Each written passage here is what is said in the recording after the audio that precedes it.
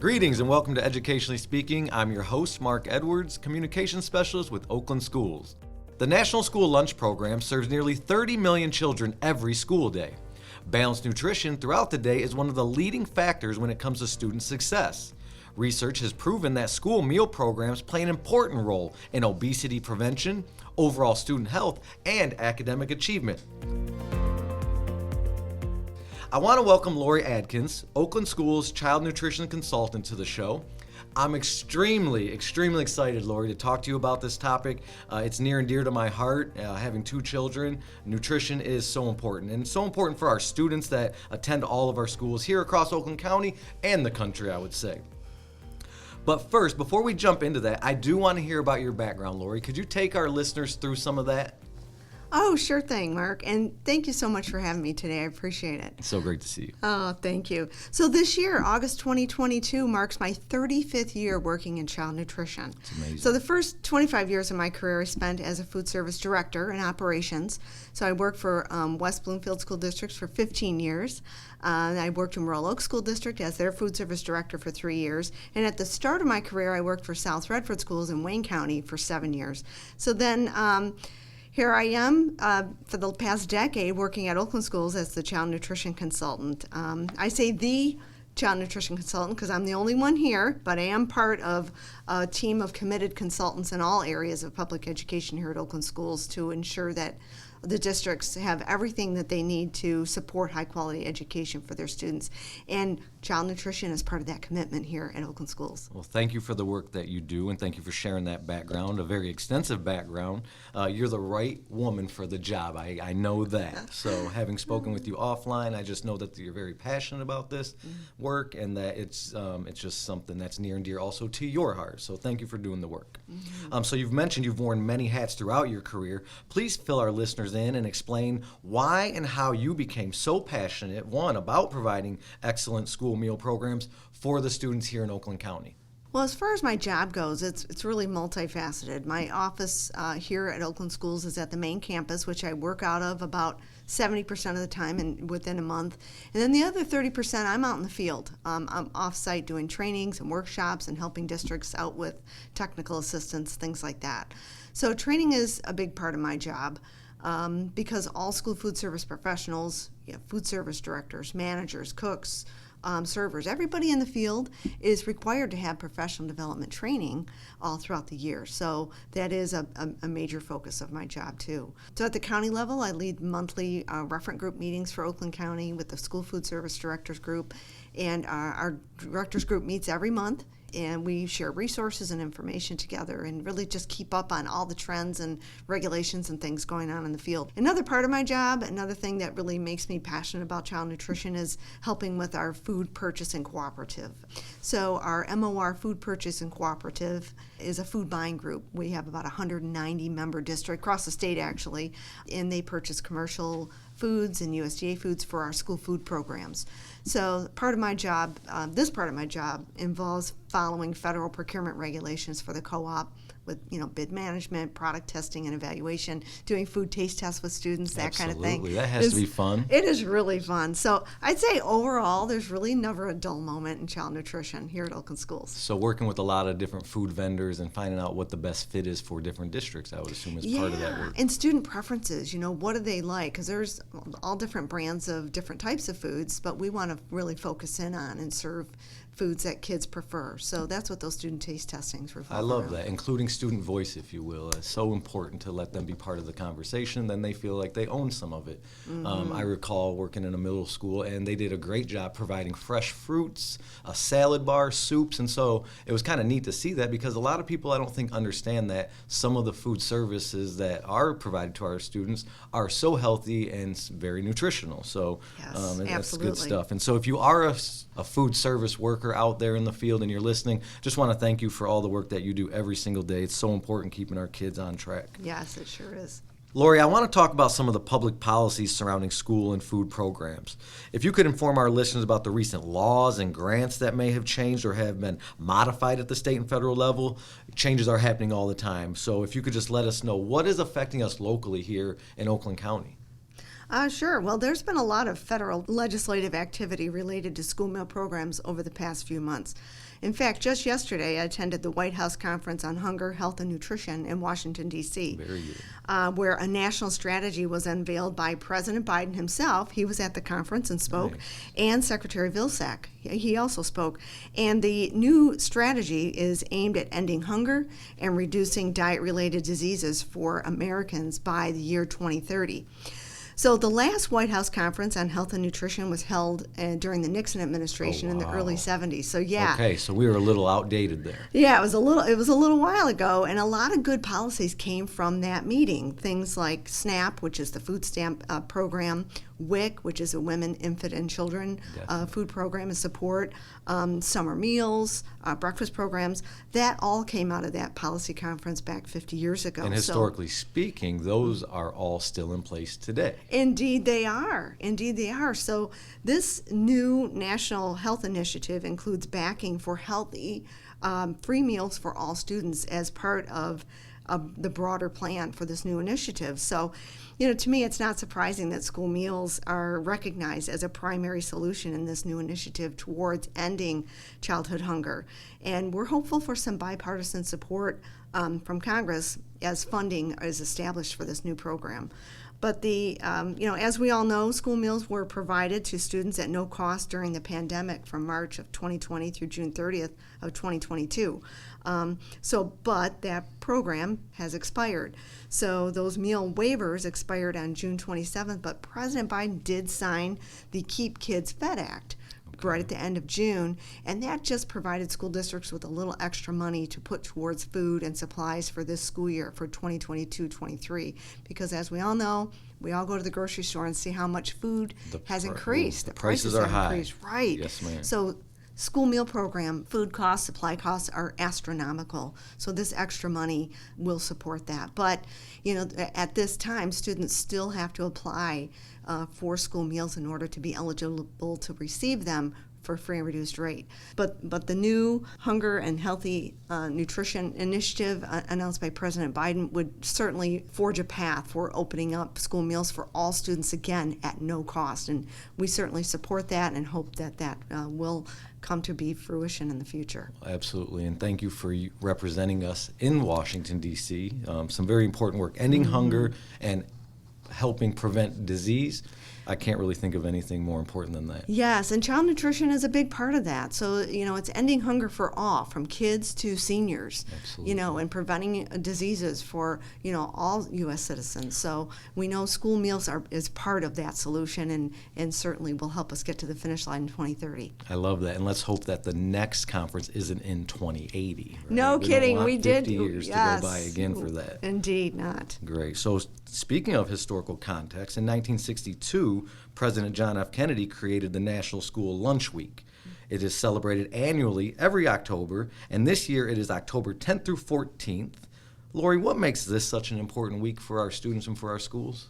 Well, National School Lunch Week is a week to celebrate school meals, school lunch in particular. So districts across the country and the nation, they're planning special menus and decorations, and many folks will get dressed up to help the celebration and to have fun with students. And the celebration of National School Lunch Week, again, it helps to increase awareness of the school lunch program and to encourage student participation. So every year we have a theme. And this year, the theme is Peace, Love, and School Lunch.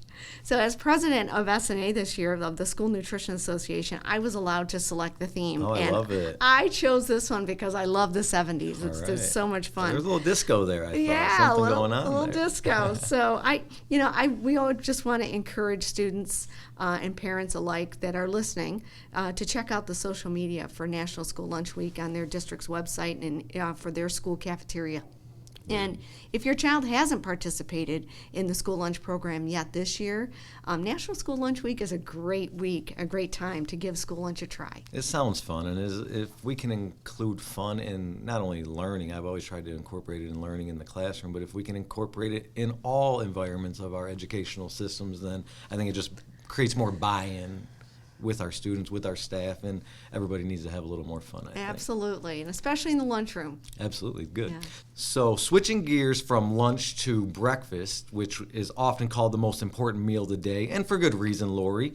Breakfast breaks the overnight fasting period, and when I recall my education, I don't really recall breakfast being served in schools when I was a child. And so I love the fact that we are starting to address that issue. Several studies suggest that eating breakfast may help children perform better in school by improving memory, alertness, concentration, their problem-solving ability, even their test scores. So it even goes into their school attendance and their mood.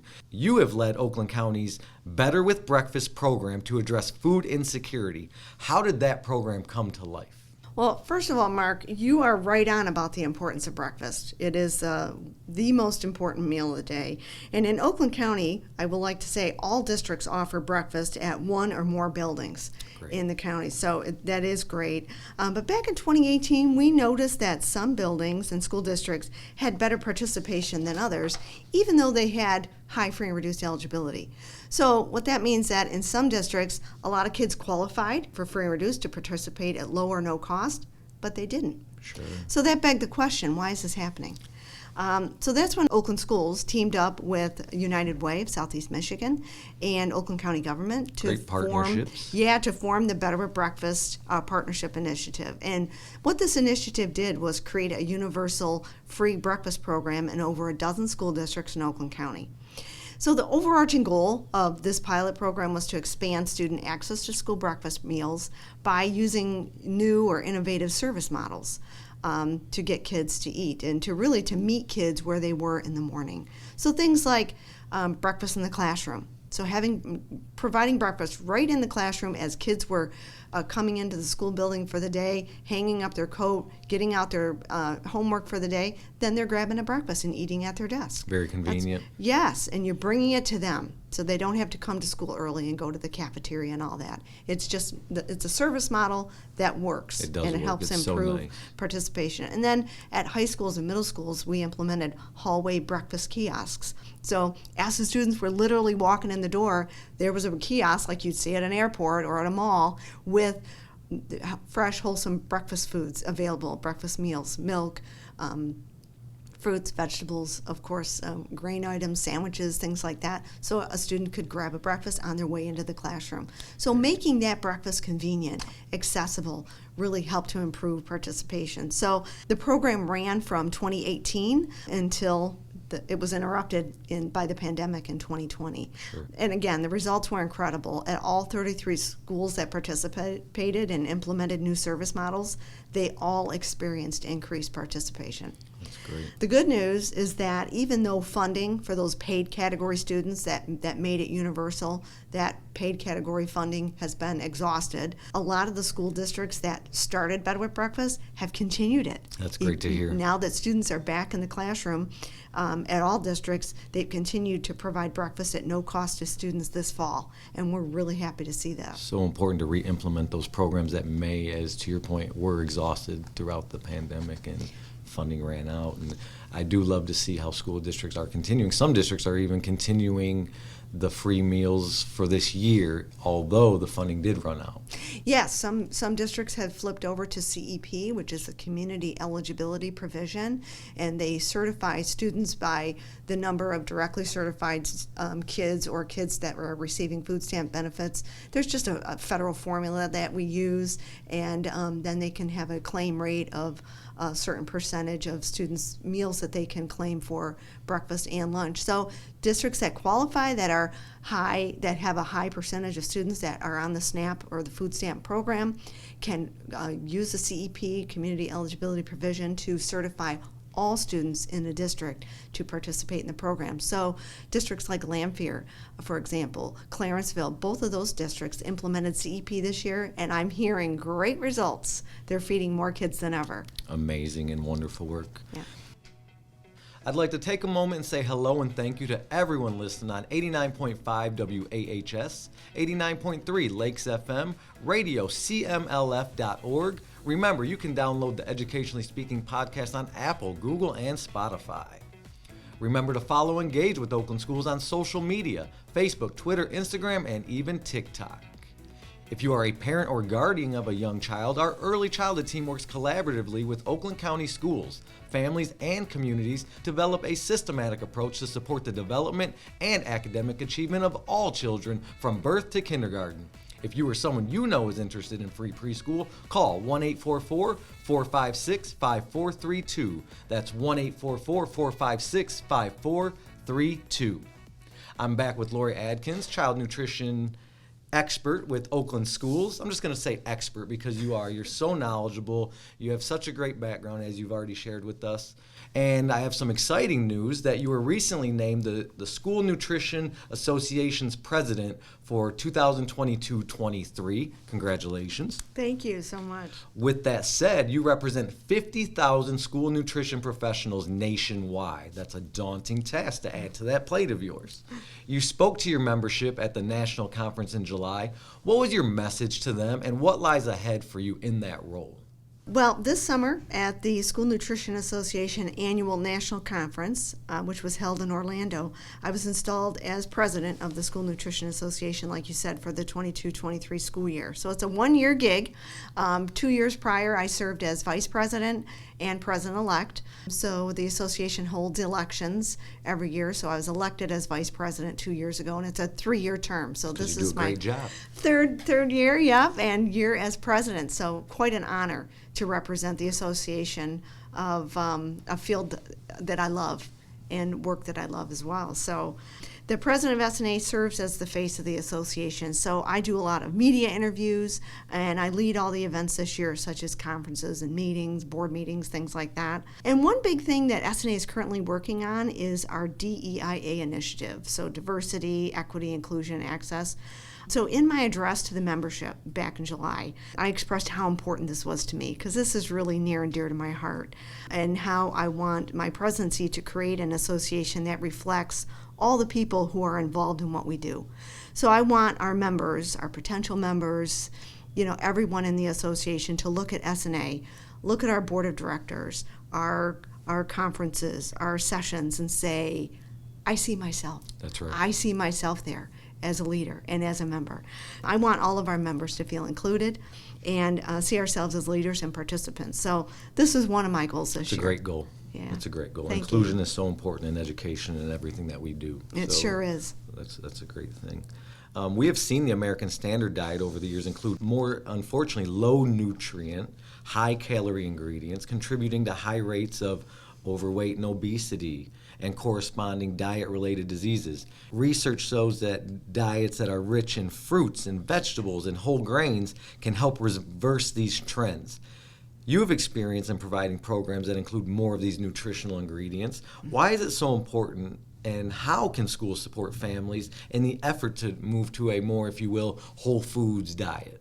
And school meals have done an excellent job over the past decade since the Healthy Hunger Free Kids Act was enacted in 2012 of including more fresh fruits and vegetables, low-fat dairy, etc.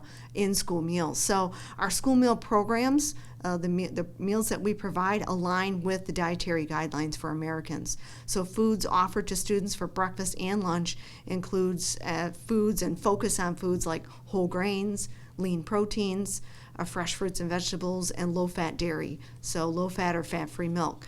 So as far as calories go, school breakfasts provide about 25% of a student's daily recommended calories, and school lunch provides 1/3 of a student's calorie and nutritional needs.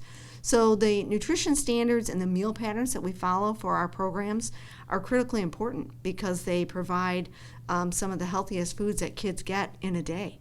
So the kids that are eating in our programs, research shows that they are some of the healthiest meals that they are eating within a day or within the week. But again, good nutrition only comes from foods that kids actually consume. So program operators are always looking for on-trend foods that taste great and that fit into our very limited school budgets. As I mentioned earlier, food costs, production costs, paper costs, supplies have all gone up. So reimbursement rates have gone up, but really not enough to cover the true cost of running our programs. So it's definitely a challenge. So schools have less than $2 a lunch, for example, to put towards food and paper supplies and the labor to make the lunch and serve the lunch.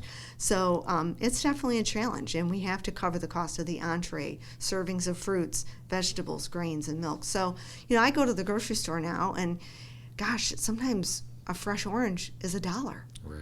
an apple could be 75 cents.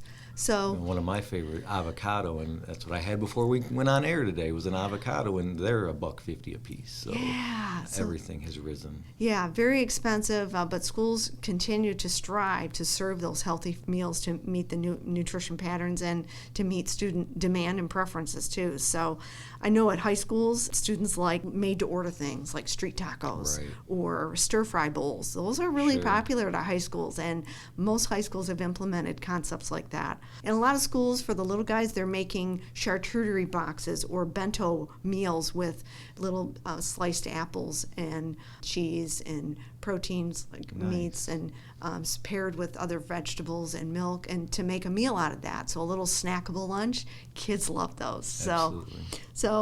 And I And have to they're say, fun.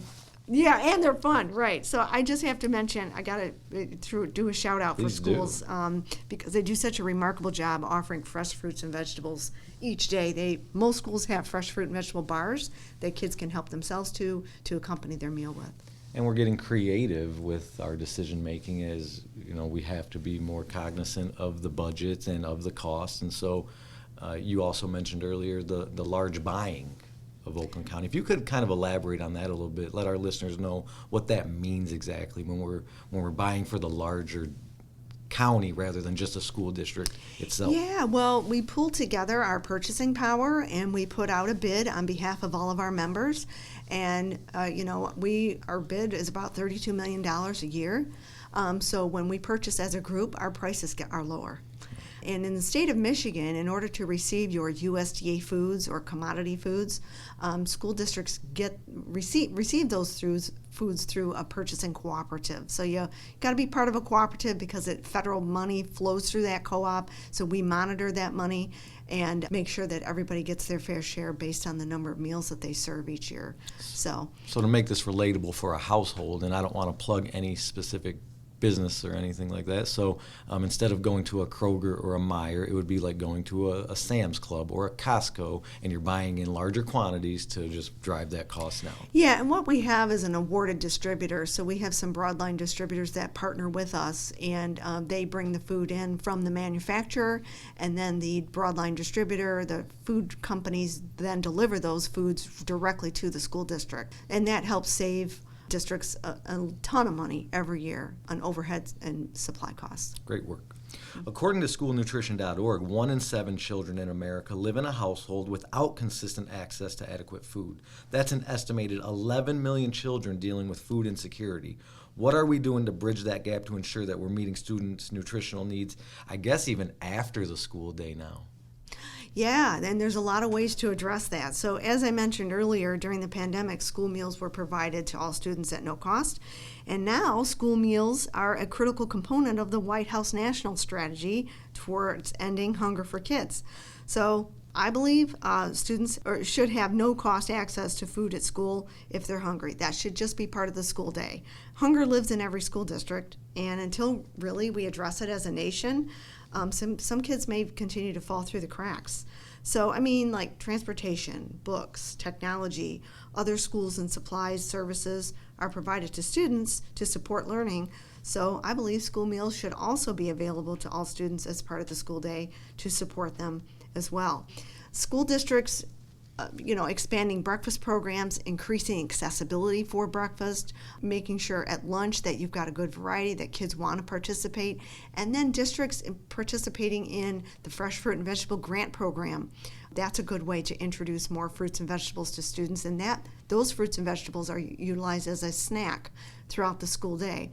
Some districts also do after-school snack and supper programs, and they incorporate after-school activities or tutoring programs, and they feed students after school with those programs. Now, some of those programs, especially the fresh fruit and vegetable and after-school supper program, have a qualification piece to it. So you have to have high free and reduced eligibility in order to qualify to run those programs or to participate in those. So not all districts qualify, but for those that do, it really helps reach those students and meet their nutritional needs. Very good. You are a very healthy and vibrant person. What are some of your favorite foods that help you get through your day? Kind of a lighter question there. Oh, Oh, well, I appreciate that. So for me, it's all about portion size and moderation. So otherwise, I pretty much eat what I want, and I always go by the adage, if you can half it, you can have it. So if you have a food that you really like I love cookies. So never do I eat a huge cookie. I'll always take a piece of it, and I'm good with that.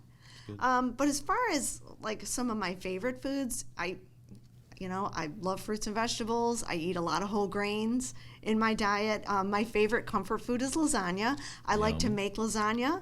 So for those of you listening, if you know who you are, you've received lasagna from me as a comfort gift. Anyway, I hope that's in my future. Because I love to cook. I love to share food with people, and I love to eat as well. Very good. Yeah. Some great advice there. Smaller portions, fresh fruits, fresh veggies. Yeah, and focus on those. Making half of your plate fruits and vegetables is really big for me. And in other people, that's part of the food guide pyramid as well. I was going to get to that a little bit. I recall the food pyramid when I was in school, and then as an educator, I believe it switched to My Plate. Yes, it did switch to My Plate. So where does that come into play? Would that come into play with portion size and specific foods? It certainly does. So My Plate is an icon-based food. It used to be the food pyramid. It was shaped like a pyramid. They added some activities and things to focus on and things to limit. You can Google that if you'd like. Yeah, you can Google that if you like. But the My Plate icon is it's really simple. It's a picture of what your food should look like. So that My Plate shows half of your plate filled with fruits and vegetables, another third of the plate being filled with a low-fat protein, and then a little side of milk and some whole grains. So that's an ideal meal if you're going to be eating a meal to structure your eating in that way. So that started as a reflection of the dietary guidelines back in 2010 when those dietary guidelines were updated, and the Obama administration introduced that new My Plate icon, and it's really a good reminder for all of us. Very good. Before we break for lunch, is there anything else that I may not have asked you that you would like to share with our audience, maybe a resource or two? Oh, wow. I always encourage people to go to schoolnutrition.org.